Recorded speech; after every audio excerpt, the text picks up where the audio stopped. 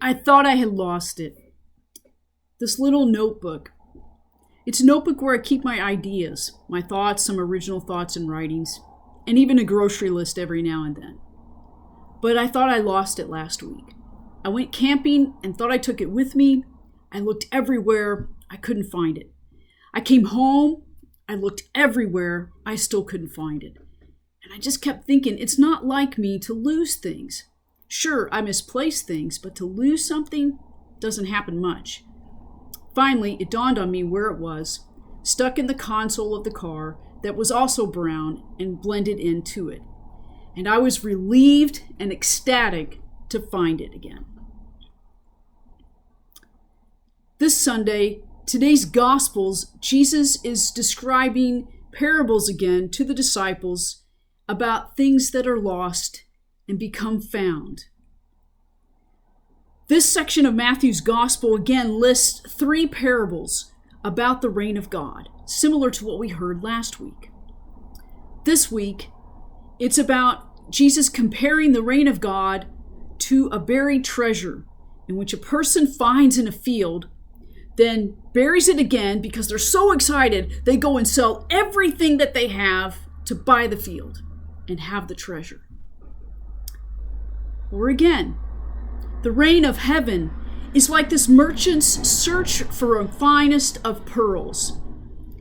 And when the merchant finds one really valuable pearl, they go back and put up for sale all they have just to buy that pearl. And at the end of the gospel, Jesus says, the reign of God is like this dragnet thrown into the lake and collects all sorts of things. When it's full, it's hauled onto the shore, where it's things that are worth a lot are put into containers, and things that are useless are thrown away. In the end, it all gets sorted out by God. Well, likewise, parables have a twist to them. So what is it about the twist? Is the point of these parables about the treasure, the pearl, or the one seeking it? The one who is willing to give up everything and to go after it. The reign of God, according to Jesus, is so valuable that the wise and the learned are willing to forego everything to seek the reign of God. And how does that tie to the dragnet, that parable at the end? Not to worry, because God is in charge. God is in charge of sorting it all out. Because of all of us, we are a mixed lot of loved sinners. And we all carry our own baggage as loved sinners and our own good. And in the end, God will sort it all out within us and within our community of the great human race that we live here today.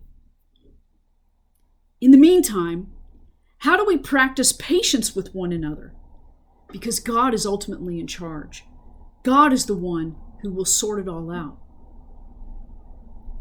So this week, let us understand that seeking understanding and putting our love in action are the qualities that we seek in being a disciple. Discipleship is a lifelong process of that spirit seeking understanding and acting in the service of love toward one another. And not to worry, because God is in charge and carefully tends to that whole mess we call life. So this week, let us widen our understanding and deepen our love in action for one another. This week, let us pay attention and act in that depth and breadth of love. Amen.